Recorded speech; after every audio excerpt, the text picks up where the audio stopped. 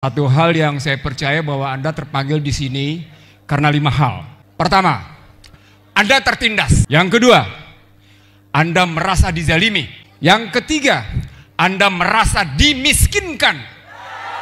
Yang keempat, Anda tidak merasa, tapi sedang diperlakukan, dihina. Yang terakhir, sesungguhnya bangsa ini harkat martabatnya sedang melemah.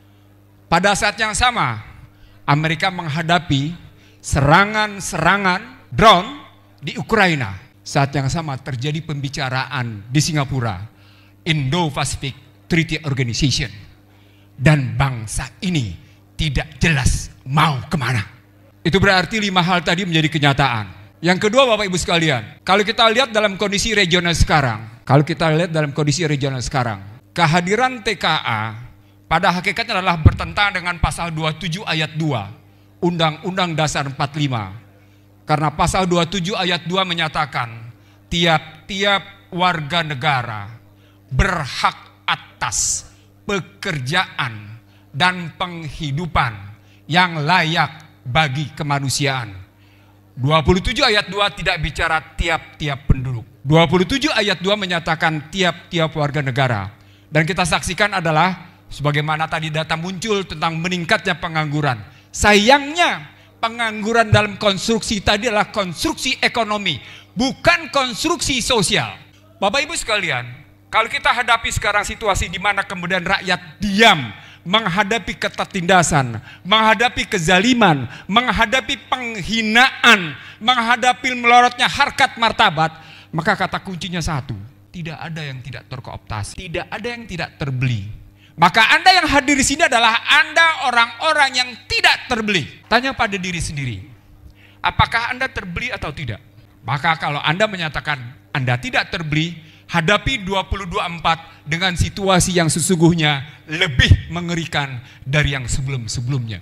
Pertama, perjanjian antara Kementerian Kesehatan dengan Bill Gates itu mensahkan bahwa tahun depan akan ada pandemi yang lebih mematikan dari COVID-19.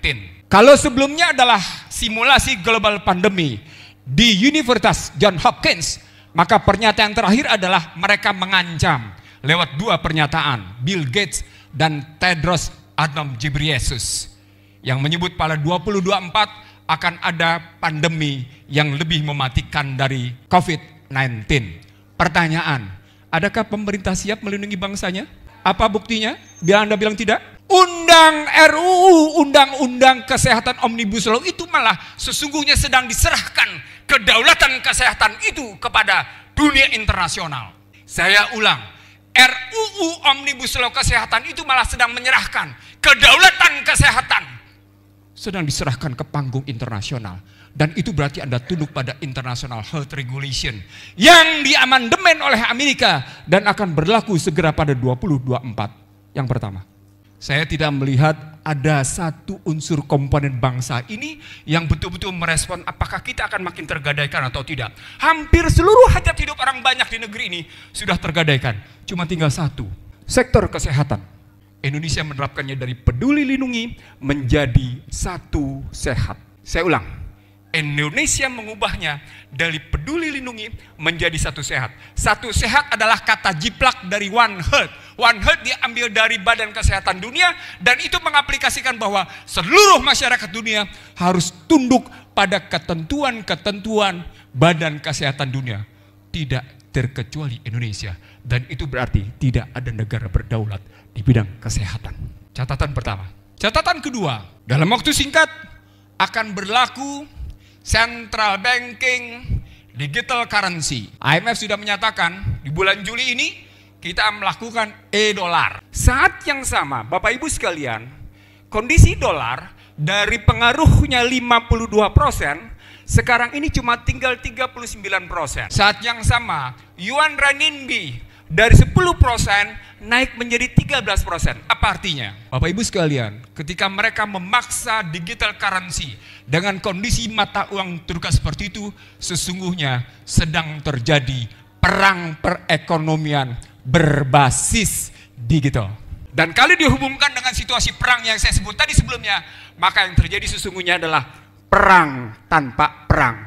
Maka persoalan ke depan adalah bagaimana kira-kira bangsa ini dilindungi oleh para pemimpinnya dalam mengatasi sebuah sistem moneter yang persepsinya ganda. Persepsinya ganda. Saya tidak yakin, maaf, tidak bermaksud merendahkan, Bapak-bapak Ibu sekalian memahami betul apa yang sesungguhnya di balik digital currency itu. Karena kata kunci berikutnya adalah sebuah permainan persepsi di mana uang didigitalkan lalu ditransaksikan. Dan pada saat yang sama, hal yang ketiga, hanya satu negara yang terus-menerus menumpuk emas, yakni Amerika. Itu karenanya kajian mutakhir menyebutkan konflik tidak terjadi pada Ukraina, Rusia. Konflik tidak terjadi pada Selat Taiwan. Konflik tidak terjadi pada Laut Cina Selatan. Konflik terjadi pada Suriah. Lagi-lagi kita bertanya, apa sebenarnya maksud pembelian Mirage 2000-5 yang pada Juni 2009 sudah dinyatakan ditolak walaupun statusnya hibah. Dengan dasar pembelian sebesar 792,7 juta US dollar yang basis dananya adalah pinjaman. Juwono Sudarsono almarhum menyatakan itu tidak gratis.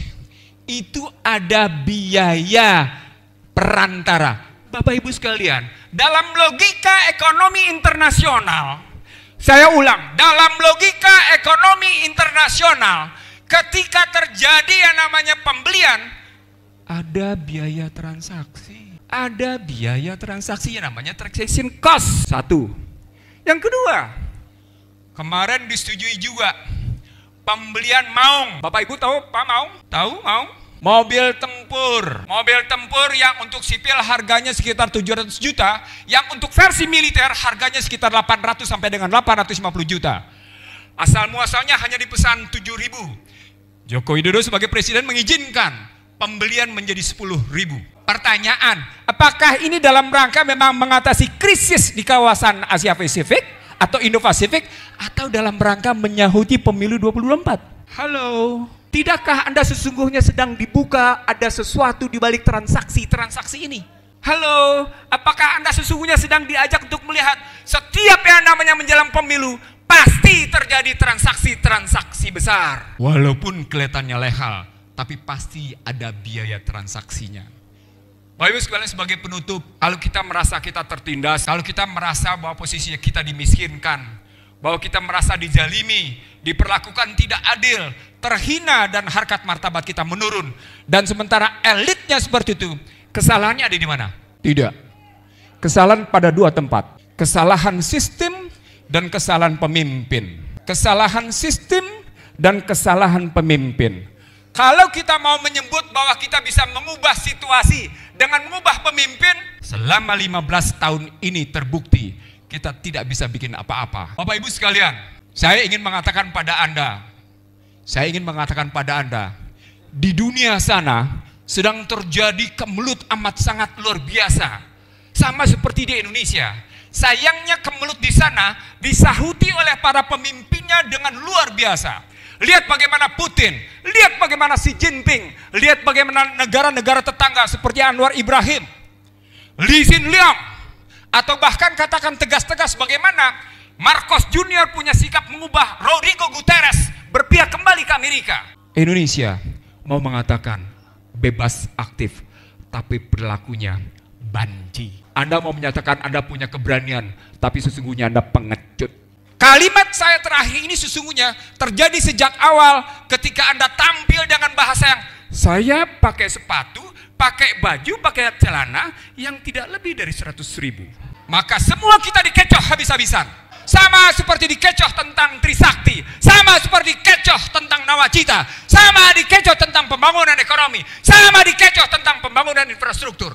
Maka 2024 kita tidak perlu mengulangi false flag ini. Bahasa kerennya false flag, bahasa konkretnya Anda dikecoh. Sama seperti dikecoh tentang Kepres 17 2022 yang menjadi Inpres 2 2023. Bapak Ibu sekalian dikecoh bahwa seolah-olah seakan-akan sedang menegakkan hak asasi manusia, tetapi sesungguhnya sedang terjadi penjungkir balikan pemikiran. Pada konstruksi false flag seperti ini, yang bisa ngejawab cuma satu. Ketika politik tampak moral, ketika politik tanpa etik, dan ketika hukum tunduk pada kemauan politik, maka cuma Islam yang menjadi jawaban. Anda boleh lihat bagaimana Marcon protes yang namanya Joe Biden dengan menyebut, "Hey Washington, Anda blunder dengan meminta Uni Eropa mendukung Ukraina." Sama seperti dia kemudian berhadapan dengan posisi bagaimana Indo-Pasifik dikangkangi habis-habisan dan berhadapan dengan kekuatan Cina. Itu berarti kita bukan sekedar butuh pemimpin yang punya integritas dan kredibilitas. Kita butuh pemimpin yang bukan cuma sekedar moralitas. Kita butuh pemimpin yang punya visi jauh ke depan. Pemimpin yang bisa menjawab bagaimana kata pembukaan Undang-Undang Dasar 45 dikembalikan sesuai dengan jiwa, semangat dan nilai-nilainya. Disitulah kata kunci koalisi aksi menyelamatkan Indonesia.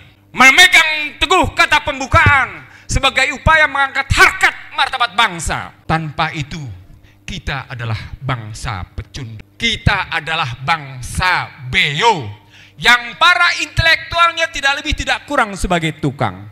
Akhirul kalam, saya ingin mengatakan pada Anda, berhentilah menjadi pecundang, berhentilah menjadi beo, berhentilah pesta pora pada tokoh-tokoh tertentu yang tidak jelas mau dibawa kemana negeri ini. Berhentilah pada mulut manis, berhentilah pada penceritaan, karena yang dibutuhkan adalah kesejatian. Wabillahi taufiq wal hidayah. Assalamualaikum warahmatullahi wabarakatuh.